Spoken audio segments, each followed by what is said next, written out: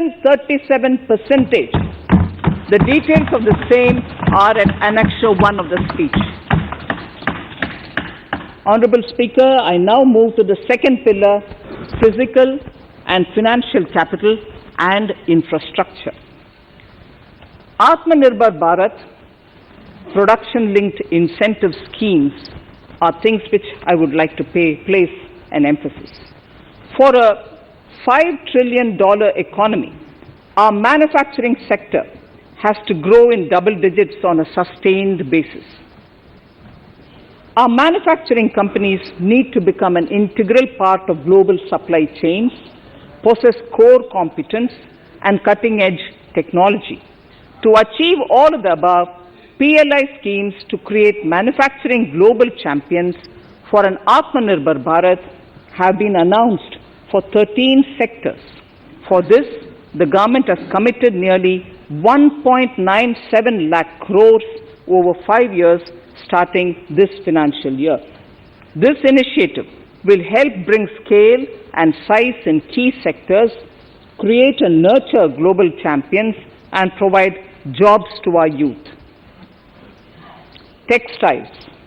To enable the textile industry to become globally competitive, attract large investments, and boost employment generation, a scheme of Mega Investment Textiles Park will be launched in addition to the PLI schemes. This will create world-class infrastructure with plug-and-play facilities to create global champions in exports. 7 textile parks will be established over 3 years. Infrastructure. The National Infrastructure Pipeline, which I announced in December 2019, is the first of its kind. Whole of government exercise ever undertaken by Government of India. The NIP was launched with 6,835 projects. The project pipeline has now expanded to 7,400 projects. Around 217 projects worth rupees 1.10 lakh crores under some key infrastructure ministries have been completed. The NIP is a specific target which this government is committed to achieving over the coming years. It will require major increase in funding from both the government and the financial sector. In this budget, I propose to take concrete steps to do this in 3 ways. Firstly, by creating the institutional structures. Secondly, by a big thrust on monetizing assets. And thirdly, by enhancing the share of capital expenditure in central and state budgets. Infrastructure needs long-term debt financing. A professionally managed development financial institution is necessary to act as a provider, enabler, and catalyst for infrastructure financing.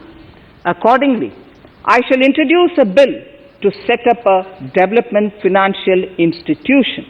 I have provided a sum of 20,000 crore rupees to capitalize this institution. The ambition is to have a lending portfolio of at least 5 lakh crores for this DFI within 3 years' time. Debt financing of InvITs and rates by foreign portfolio investors will be enabled by making suitable amendments in the relevant legislations. This will further ease access of finance to InvITs and rates, thus augmenting funds for infrastructure and real estate sectors. Asset monetization.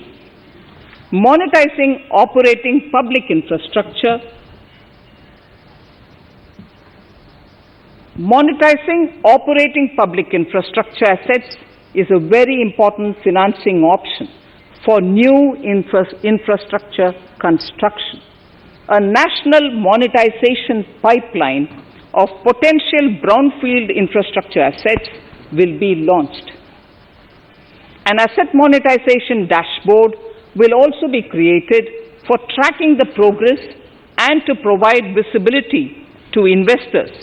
Some important measures in the direction of monetization are National Highways Authority of India and the PGCIL each have sponsored one InvIT that will attract international and institutional investors. 5 operational roads with an estimated enterprise value of 5,000 crores of rupees are being transferred to the NHAI InvIT.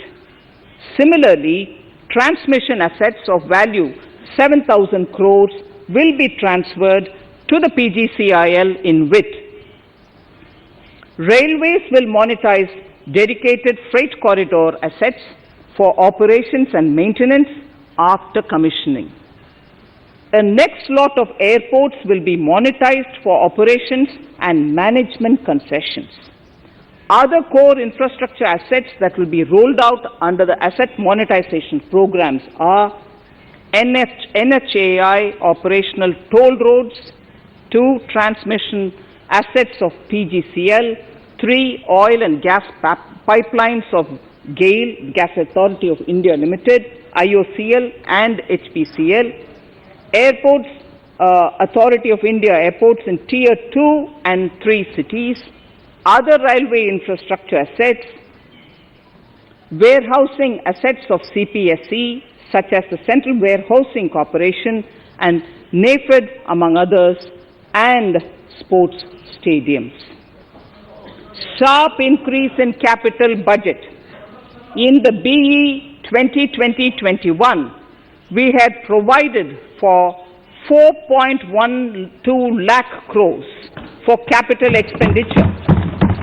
It was our effort that in spite of resource crunch, we should spend more on capital, and we are likely to end this year at around 4.39 lakh crores, which I have provided in the RE of 2020-2021.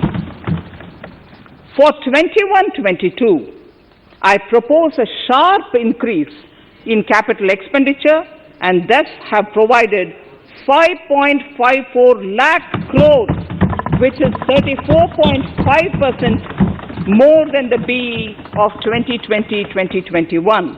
Of this, I have kept a sum of more than 44,000 crores in the budget head of the Department of Economic Affairs to be provided for projects, programs, or departments that show good progress in capital expenditure and are in need of further funds. Over and above this expenditure, we would also be providing more than 2 lakh crores to states and autonomous bodies for their capital expenditure. We will also work out specific mechanisms to nudge states to spend more of their budget on creation of infrastructure.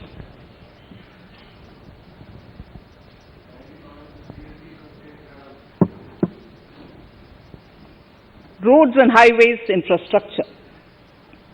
More than 13,000 kilometer length of roads at a cost of 3.3 lakh crores has already been awarded under the 5.35 lakh crores Bharatmala Pariyojana project, of which 3,800 kilometers have been constructed. By March 2022, we would be awarding another 8,500 kilometers and complete an additional 11,000 kilometers of national highway corridors.